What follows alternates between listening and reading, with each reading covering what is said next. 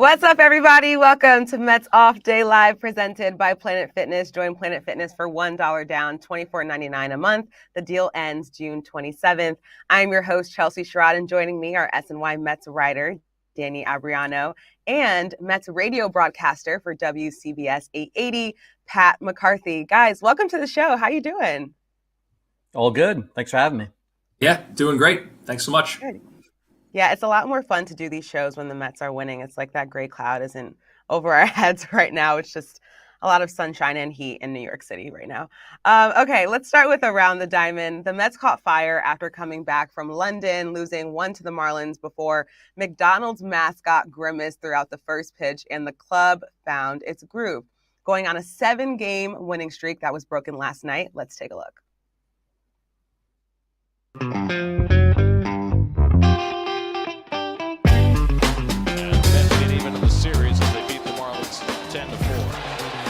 J.D. rockets one out to right center. Back in the gap goes Chisholm looking up, and it's out of here! J.D. Martinez wins it with a 2-run opposite field home run. He struck him out, and the ball game is over. And when Diaz, for the first time in 39 days, locks down a save. The Mets win their 4th straight as they beat the Padres 5-1. The Mets sweep the Padres. And they've won 5 in a row. A season-high 22 hits as everybody gets into the act. And the Mets match their season best with a 6-game winning streak as they bludgeon the Rangers 14-2. 1-2 coming from Diaz. Popped it up, shallow left field. Nimmo coming on, he's there. And the ball game is over. The Mets win their 7th in a row as they come from 4 runs down. 2-2 from Yates. Hit back to the mound, knocked down by Yates, has plenty of time. And the Rangers snap the Mets' 7-game winning streak. Did you guys see that Grimace sweatshirt? I feel like I need that in my arsenal. I need to find that somewhere. An amazing piece of attire. So good. Danny, what stood out to you the most during this run? They just looked like a legitimately good, well-rounded, sound baseball team, which is obviously different from how they looked in May. And there really hasn't been anything lucky about what they're doing. Beyond that, it's the aggression, the intensity they're playing with, and the fun they're seeming to have along the way. And that they're doing this during a still pretty difficult portion of their schedule, that's also pretty huge. Yeah, Pat, how about you? Yeah, I think just to echo that, I think they're playing a really well-rounded, balanced brand of baseball right now. They've gotten timely hitting when they've needed it. The top of the order is getting things done, which I think is huge. And also some of the younger guys are stepping up. I mean, Mark Vientos went through a little bit of a slide, but he starts to figure things out. Obviously, Francisco Alvarez has made an amazing impact since he came back from the injured list.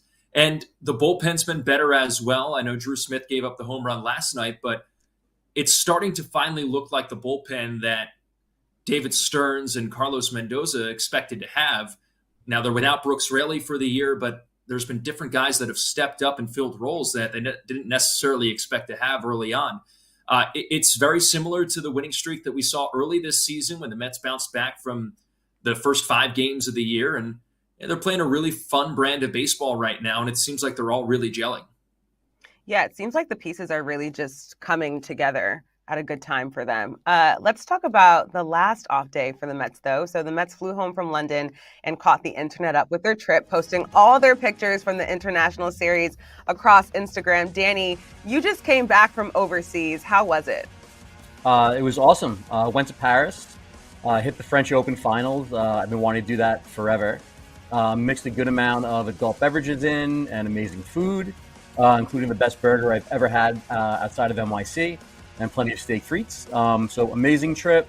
Fit a lot in, but had a great time. Yeah, Paris is still on my list. I need to get out there. Pat, have you ever been to London, or what's your favorite vacation?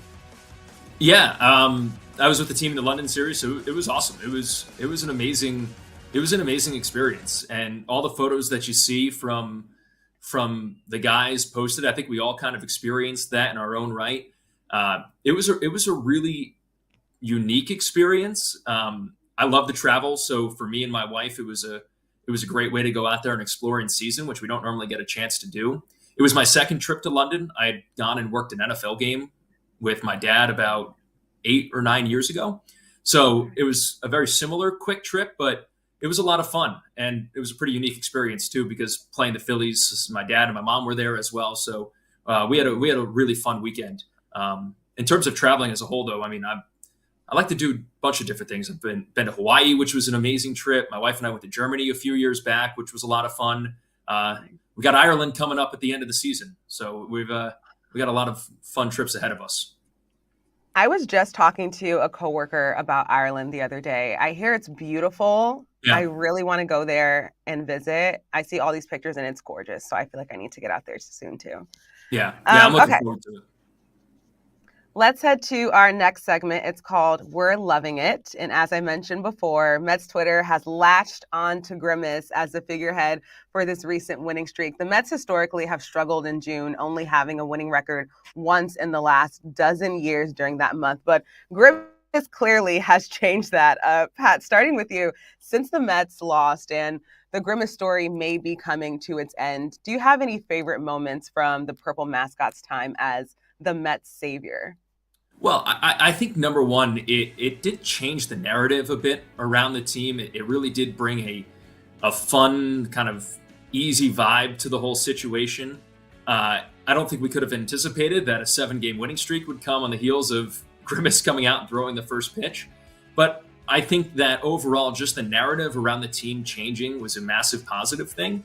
And at the same time, they came up with some pretty big wins during that stretch as well. Of course, the J.D. Martinez walk-off home run really changed how we talked about that Marlins series versus coming back and losing 2 of 3. All of a sudden, you've won 2 of 3, and you can kind of ride the momentum into the rest of the road trip that was upcoming. And then the come-from-behind victory in Game 2 in Texas, I think, was a really important victory from this team.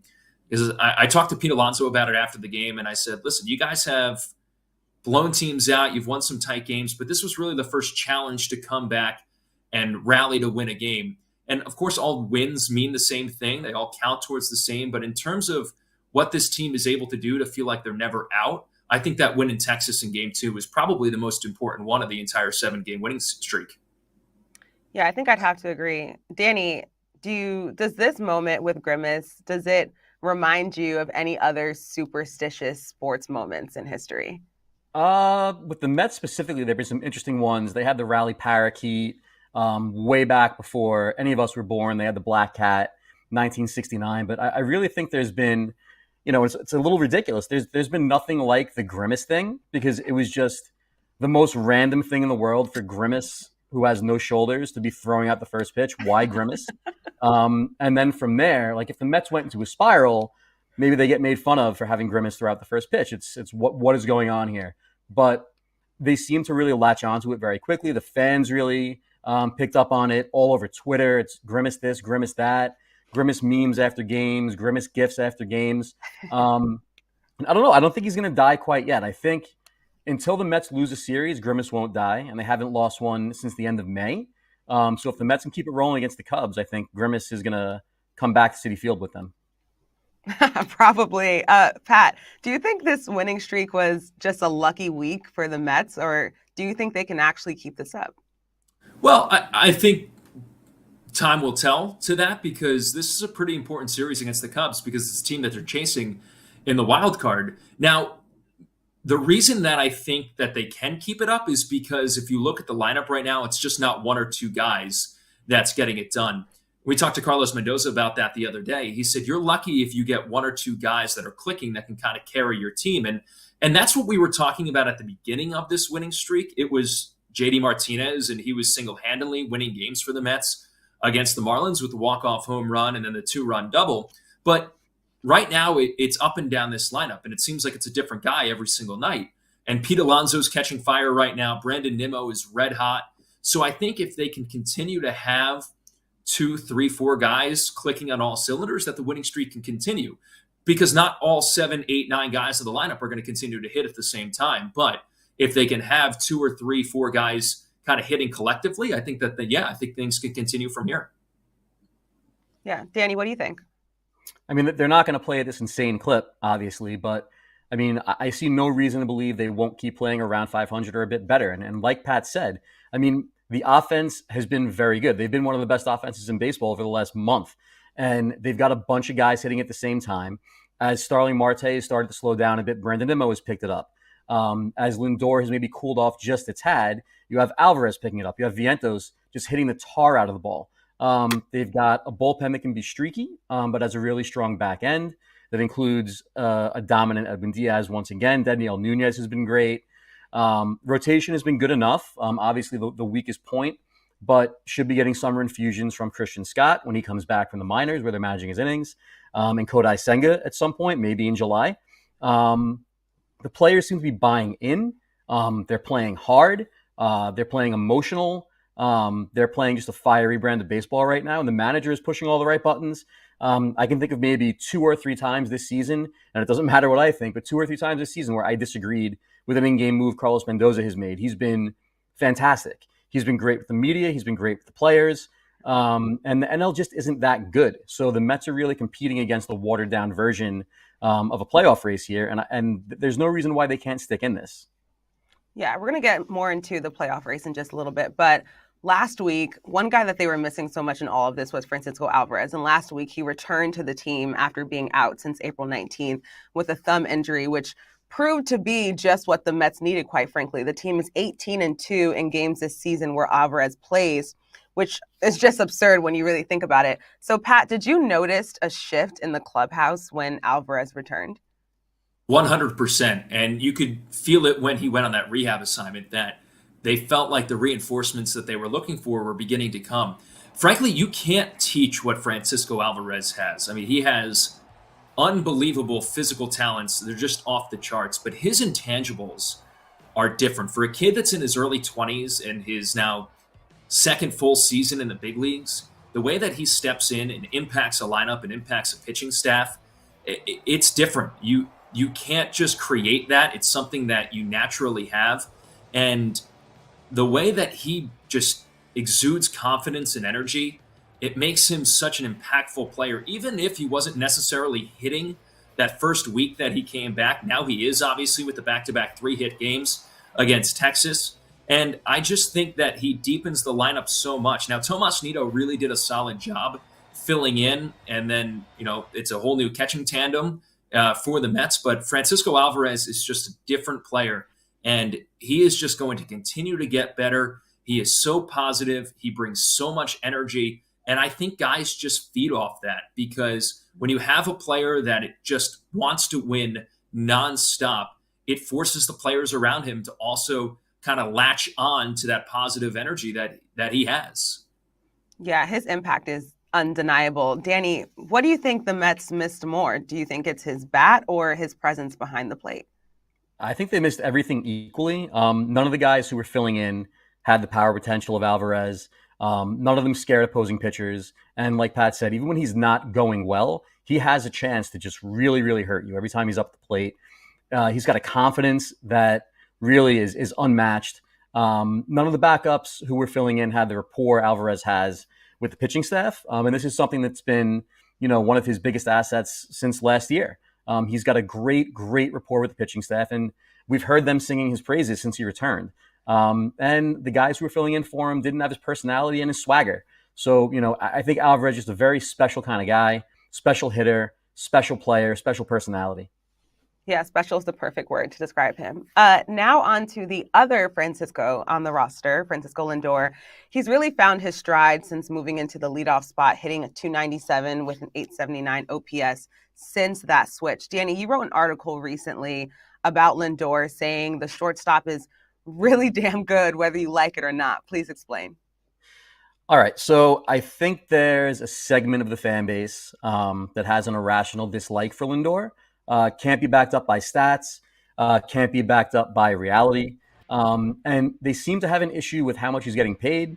They claim he's not worth the money. They claim he's not the player the Mets thought they were getting when they traded for him and extended him. But if you look at Lindor's numbers offensively throughout his career, he's been nearly identical offensively to the player he was in Cleveland. So just have to look at it. It cannot be disproved.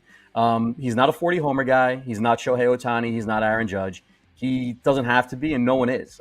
He's one of the most valuable players in baseball. And people totally disregard the value he brings defensively, which is just insane. This is one of the very best defensive players in the game. The value he brings at shortstop is immense. And beyond the offense, beyond the defense, this is a team leader. This is a guy who plays basically every day. He played last year through an injury. He plays through injuries all the time. So I just think that the lack of respect he gets is mind-boggling. Yeah, some of his defensive plays are absolutely incredible. Pat, Lindor led off in Cleveland, but didn't find himself in that spot with the Mets until now. Why do you think it took so long for them to try this out? Well, I think a lot of it had to do with Brandon Nimmo being their prototypical leadoff hitter, and they wanted to leave Nimmo in the leadoff spot for as long as they could. And Lindor does have great run producing ability, so he's able to drive in runs when guys are getting on ahead of him. So I think that had a lot to do with it. But I tell you what, he's got a flair for the dramatics, and for him to be able to step in and set the table in the leadoff spot, I think it's really important. If you look to the last couple of games, yesterday he didn't get on to start the game, and I had to flip back just to check how many consecutive games he had led off with either a walk or a base hit. And the Mets have talked so much about putting traffic on for the big guys in the middle of the lineup, which is something that they weren't doing early on. So I think the fact that Lindor is able to do that means that he's going to be in the leadoff spot for the time to come, just because he's been so impactful out of that spot. And, I think they wanted him in the middle of the lineup for as long as they could because he can drive in so many runs. But for the time being, he's thriving in that spot. And since then, his numbers have been fantastic. And it's kind of like what Danny said, that he posts up every single day. He's constantly answering questions from the media. He never shies away from the spotlight. And he's such an impactful player for this team. And he brings so much off the field as well. Talking about Francisco Alvarez, we talked about the intangibles. Lindor's the same way. He is a leader for this club. Guys listen to him. And he called that team meeting a couple of weeks ago, and he's backed it up, and the entire club has backed it up. So, the numbers aren't great overall for Lindor, but it's going to take a really long time to dig out of that hole that he was in with that 1-for-36 start. But with the way the shortstop position is lining up right now in the National League, we could be talking about Francisco Lindor making an all-star team in July. That's how good he's been. Yeah, I agree. And he is the ultimate leader. It's exactly what they need. Okay, let's move along and talk about the Mets X's in Texas. I love our producers coming up with the titles of these segments. That's so good. The Mets just finished up their first series ever in Globe Life Stadium, where they were briefly reunited with longtime ace Jacob deGrom and Max Scherzer. Pat, Jake said he hasn't thought yet about pitching at Citi Field as an opponent, but was very complimentary of the Mets fan base. A year and a half removed from the Mets' perspective, how do you view deGrom's decision to leave New York and head down south? Yeah, I think for the Mets organization, obviously keeping Jacob deGrom in a Mets uniform would have been really important because he's so impactful. And, in the recent generation, he's arguably the best pitcher that the Mets have had in the 2000s. So I think they would have loved to have signed him, but you really can't fault Jake for getting a contract that he did and going down to Texas for a chance to win a World Series. And, he got the ring. Obviously, it didn't come on the field because he was hurt, but you can't fault him for taking a deal that was good for him and his family. And he was incredibly complimentary of the fans, complimentary of Steve Gelbs as well, by letting him know, yes, he did miss him no matter what people may think. So it was good to see Jake. Obviously, I didn't get a chance to know him when I was working with the team. He was gone by the time I started on the radio side. But watching him from afar, he was such a special talent. And I hope that when the time comes that he retires, Mets fans are going to appreciate just how much he did for this organization and how he impacted the club while he was in a Mets uniform. Yeah, Danny, talking about Max Scherzer now, who was traded last season by Steve Cohen and Billy Epler for Luis Angel Acuna as one of the first moves in a major sell-off. Looking back at that, how do you view that move now? I think it was smart then. It was a little shocking considering where the Mets started the season. They were coming off an 101-win year, World Series hopes, but they took account of where they were and they decided that this was the best thing to do. And it looks even better in hindsight. The Mets were going nowhere last year. Scherzer became Acuna, who got off to a little bit of a slow start this year in AAA, but he's coming on lately. He's close to the majors, so obviously might see an impact soon. And obviously Scherzer hasn't even pitched this year for Texas. So, had the Mets kept him and made a run last year, and he suffered the same injury, they'd be in a real mess right now. So I think it worked out well for both sides. Scherzer, obviously, at the time said that the Mets had relayed to him that they weren't really going for it in 2025. He's nearing the end of his career, whether it ends this year or the year after. So I think it worked out really, really well for both sides. Yeah. Another Met in Texas is Justin Verlander, who was recently placed on the IL. Danny, you recently wrote an article about how Verlander's season can impact the Mets' future. Can you go into more detail? Yeah, so basically, if he reaches 140 regular season innings this year, it has nothing to do with the postseason, regular season innings, his option for 2025 will vest. The Mets will be on the hook for $17.5 million, which is half of his salary, which was agreed upon during the trade last year. So he's 83 innings shy, but just landed on the IL due to a neck issue. Before he hit the IL, they were hoping he might just miss one start or get pushed back. So whatever it is, it's somewhat serious. Looks like it could come down to the wire in terms of whether he hits that 140 inning mark. This matters because the Mets, despite Steve Cohen's billions, they're not going to remain above the top luxury tax tier forever. No team operates that way. It's bad business. So if it works out that the Mets don't have that $17.5 million on the books for 2025, it would help them this coming offseason. Again, being above the top tier is the reason the Mets lost their draft pick got docked 10 spots this year. It's not just the money. It's not just the tax. You get docked when it comes to where your draft pick is, international bonus pool money. So this could be something that obviously unfortunate that Verlander is hurt, but the Mets could be off the hook for a significant sum of money. Yeah, this is definitely something to pay attention to. All right, let's talk playoff picture in this wild card as we bring in our social media king, Mr. Matt Spenley. Spenley, take it away. Thank you, Chelsea. Hi, guys. I made myself a little cowboy hat with the Texas and the wild card in the theme. I wish I had one at my house, but in Queens, I don't know if they sell cowboy hats anywhere around here. So, all right, let's talk about the wild card. And also bear with me because I haven't thought about anything except Grimace content for about a week here, being on the social side. So there are, I saw today, 13 of 15 teams in the National League are all within a game and a half.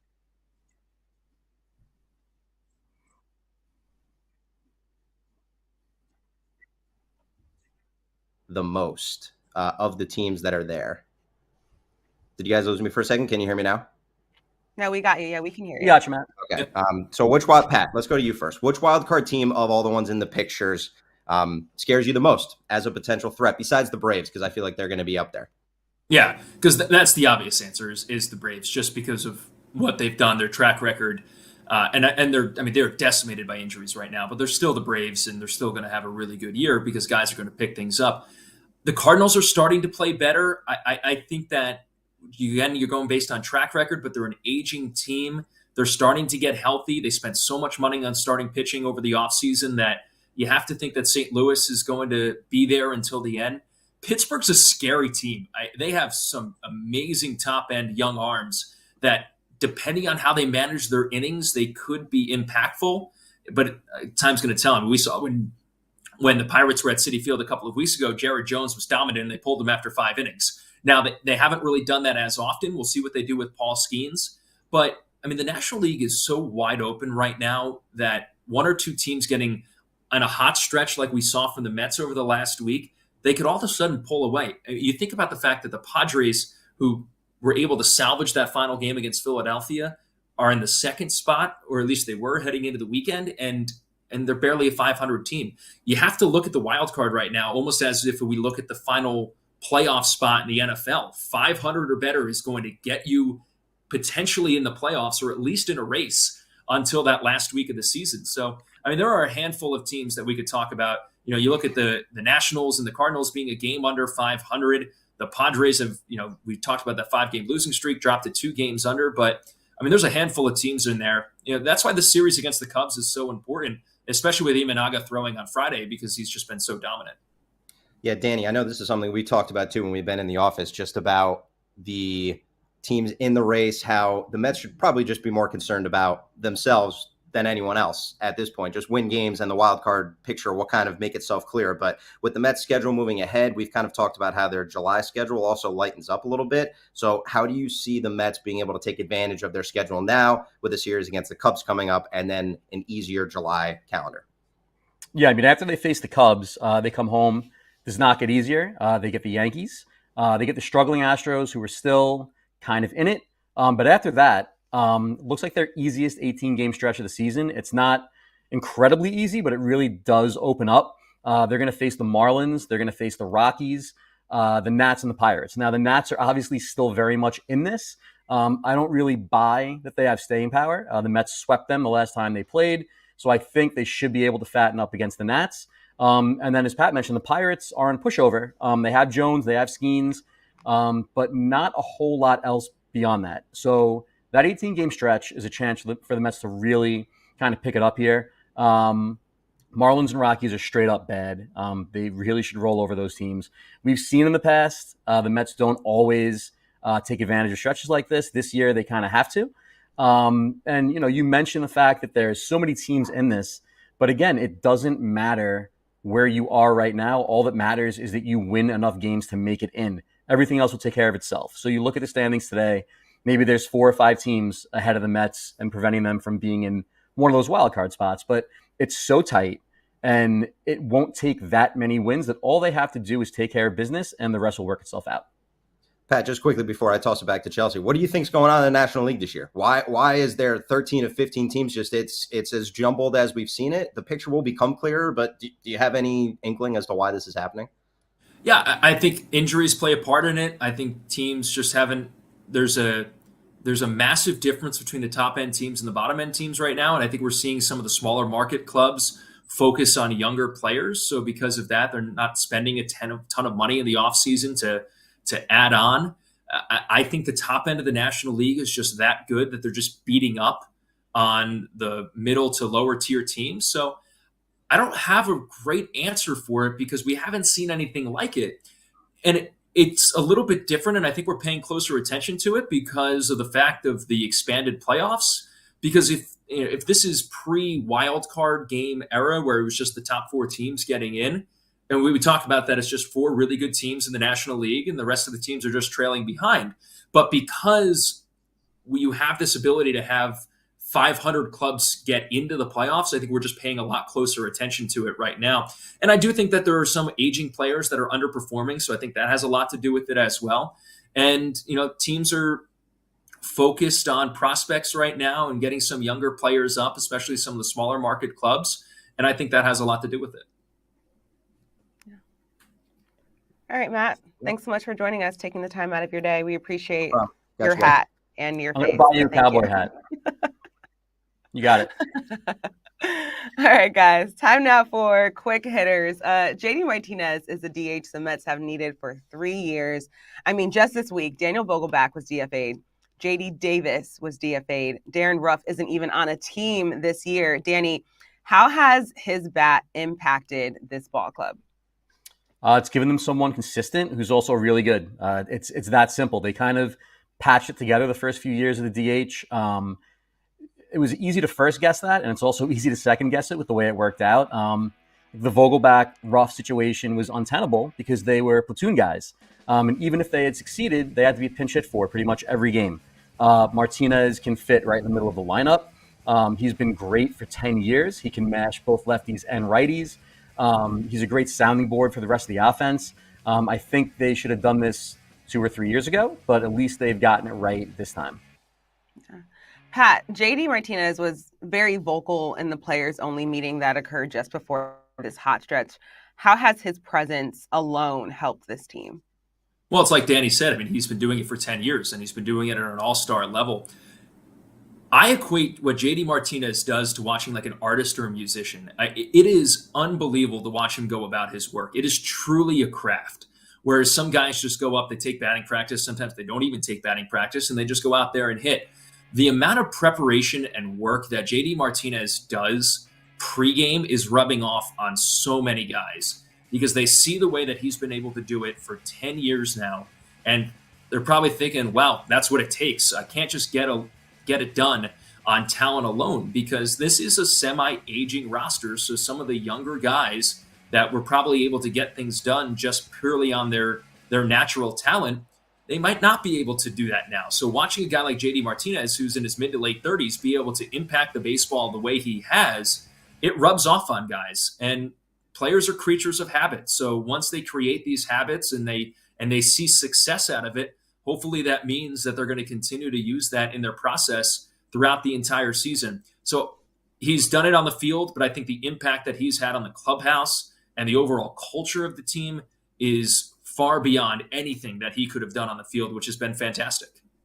Yeah, absolutely fantastic. Danny, do you think this will change how the Mets operate at the DH position moving forward? I mean, I think it was always going to change under David Stearns. I can see a scenario where the Mets bring Martinez back next year. Can also see a scenario where they hand the job to Mark Vientos, and that'll be contingent on how they handle third base, how they maybe handle first base. But it's the returns are good early for Vientos. He really started to hit his stride at the end of last season when he finally got an actual chance to play regularly, and we've seen him really excel this year. So we're not going to compare him to J.D. Martinez, but if he can be a guy who hits both righties and lefties, hits for power, he can be kind of like a J.D. Martinez light. And so I could see it being him next year.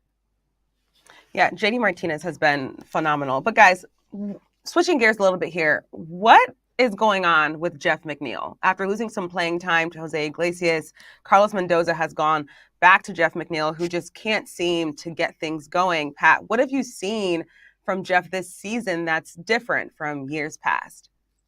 Yeah, it's interesting. I think the shift has impacted Jeff McNeil in a little bit of a negative way because he's not able to spray the ball the way that he was maybe in 2022 when he won the batting title. But I do think we are starting to see a positive shift from Jeff McNeil over the last week. Now, it hasn't necessarily resulted in base hits, but Carlos Mendoza has told us that he loves the way Jeff is going about his business right now, and that he probably took that week off to heart and realized that he needed to make a change to be the player that the Mets know and hope he can be for them here in 2024. So I think the biggest thing for Jeff right now is if you watch the way he's playing defensively, he's playing a really solid second base, which means that he's not taking his struggles at the plate out with him to the field. And I think that is going to keep him in the lineup for the time being because the Mets need him. The Mets need Jeff McNeil to be the player that he was. Do they need him to hit 330 and winning batting title? No, not necessarily. But if he can hit 290, hit 300, and impact the baseball the way that he was, I think that's going to be a massive lift to this lineup because it creates so much versatility because he can hit, quite frankly, 1 through 9. He batted cleanup earlier this season. He's primarily been hitting 7th or 8th recently, but he can really hit anywhere in the lineup. So the Mets need Jeff McNeil to be Jeff McNeil, and hopefully that this little reset that he had over the last week will start to result in some base hits. He had a hit in Texas the other day where he had a hard ground ball right through the hole on the right side. And Keith Radd and I said on the air, like, that's prototypical Jeff McNeil. That's what you're looking at of him, not to lift and elevate the baseball, but hit something hard on the ground and create traffic and get base hits. So hopefully Jeff's able to figure things out heading into this little stretch before the All-Star break and then carrying it into the second half. Yeah, and speaking of figuring things out, the polar bear finally finding his footing. Pete Alonso has shown signs of breaking out of his early season slump, batting .300 in his last 7 games with an .830 OPS. Danny, do you think that Pete can continue to keep this up, and how important is he to this team right now? He's incredibly important, and he's too good of a hitter to struggle for long, and we've seen that throughout his career. He'll have some bad streaks, but really snap out of it pretty quickly. So the hot streak he's on right now should be expected. He's still on pace for around 36 homers, 40 doubles. Perhaps a little bit early on, the contract year was getting to him, but he looks locked in now. He's pacing just fine. So I think he's going to keep this up. Pat, what do you need to see from Pete to want him in a Mets uniform next year? Well, frankly, I don't think I need to see anything for Pete to want him in a Mets uniform next year because, as Danny said, he is so impactful for this club that Pete Alonso is going to mistakenly hit 35 home runs every single year. He's not even going to have to try. It's just going to happen. So all you need to see from Pete Alonso to want him in a Mets uniform is to continue to see what you've seen from Pete over his entire career.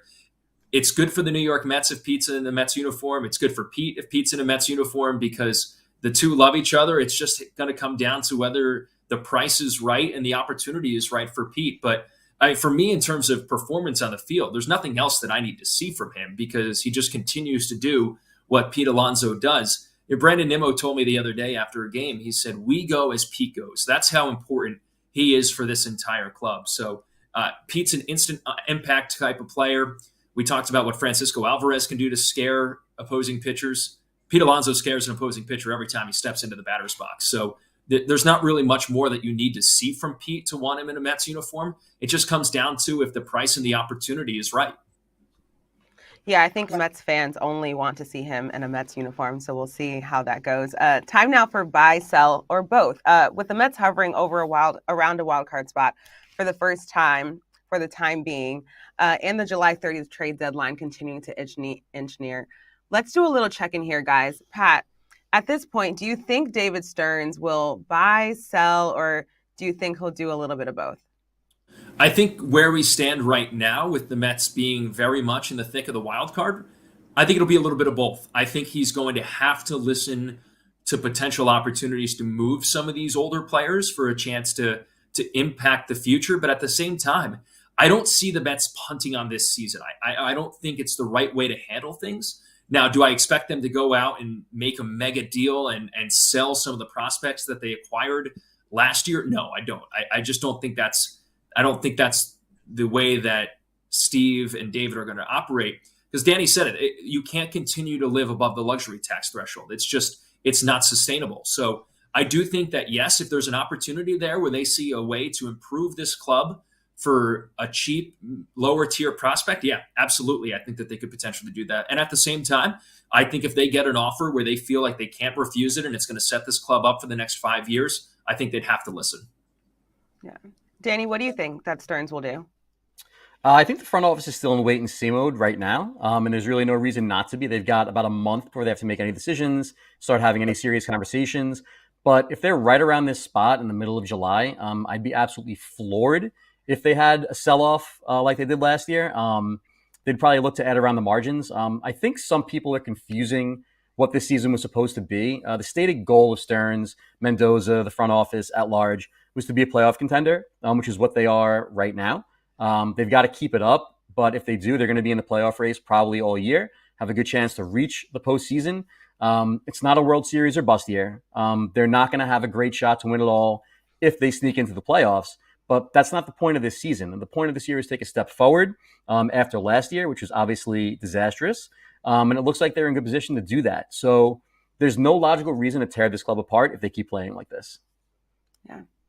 Let's see if they do keep playing like this. As we look ahead, the Mets head to the capital of the Cup snake, Chicago, to face the Cubs, who have had a tough year thus far, but are on a 2-game winning streak. Before we talk Cubs, though, I have to ask, do either of you like deep dish pizza more than a New York slice?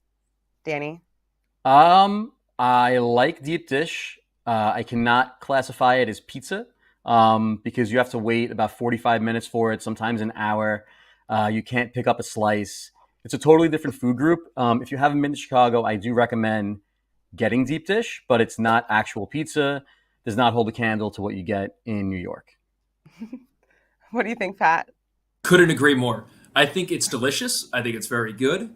I don't get it every time I come because I feel like you have to fall asleep and take a 2-hour nap after you eat it. But New York pizza is far superior, and we have the best pizza in the Northeast. It's not even close. But I do enjoy it, and I do think it's part of the experience when you come to Chicago.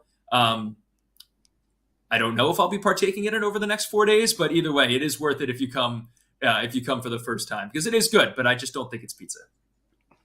2 quick things. I'm going to Chicago for the first time later this summer, so I definitely have to try it, but I know it's not going to be better.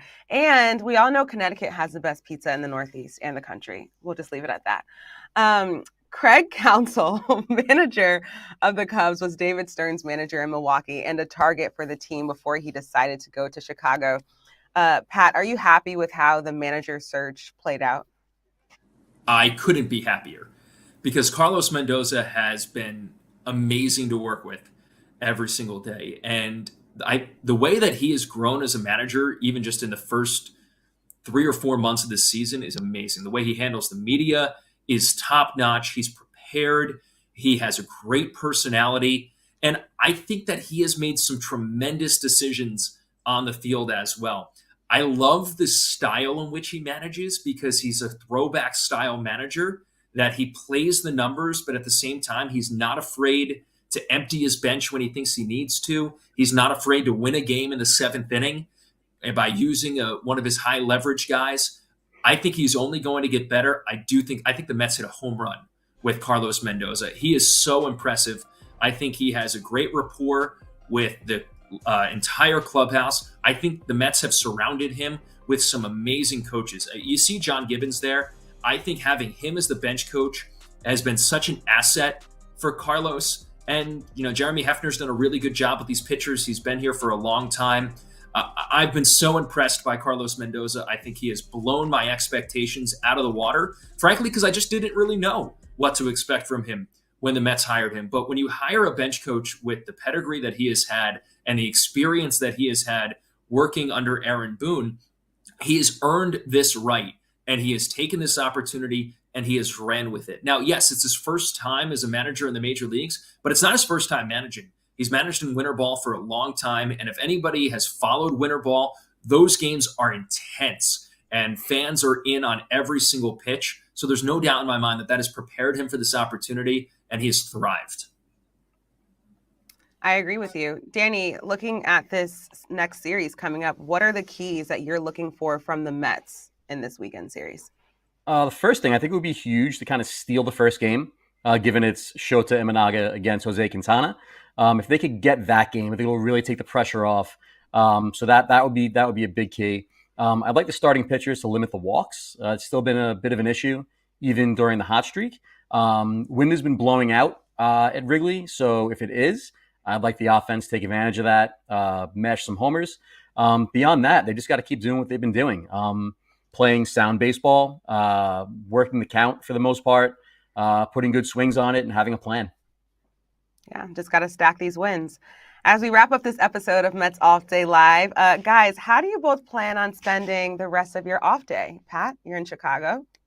Yeah, I'm going to go explore the city a little bit, probably go for a run around the lake and take in some of the sights, because for June in Chicago, it's actually pretty mild here right now, high of 75, so it's going to be a beautiful day. So I'll go walk around the city a little bit, take a walk down the river, go have some dinner in a little bit. And we're so fortunate. We've got 2 day games here at Wrigley. When we were here last year, we played all night games, and I think we were kind of robbed of an opportunity to experience Wrigley during the day. So I'm looking forward to that. But yeah, going to spend the day walking around the city a little bit, have some dinner later, and just taking the city, taking the sights. Love that. Danny, how about you?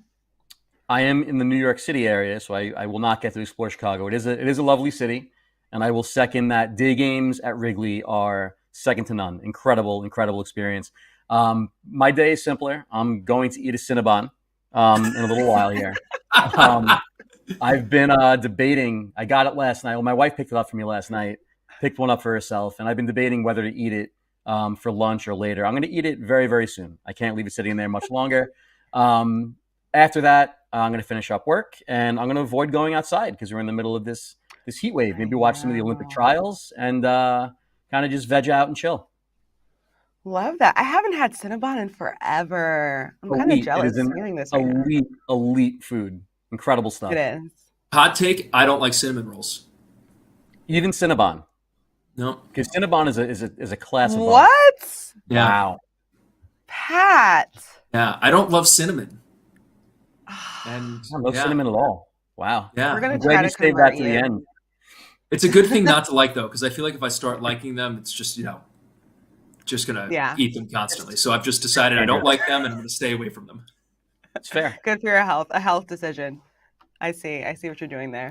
All right, guys, thank you for being here, and thank you all so much for watching Mets Off Day Live presented by Planet Fitness. Join Planet Fitness for $1 down, $24.99 a month. The deal ends June 27th. And if you want to watch some baseball tonight, you can catch the Syracuse Mets take on Rochester at 6:35 on SNY.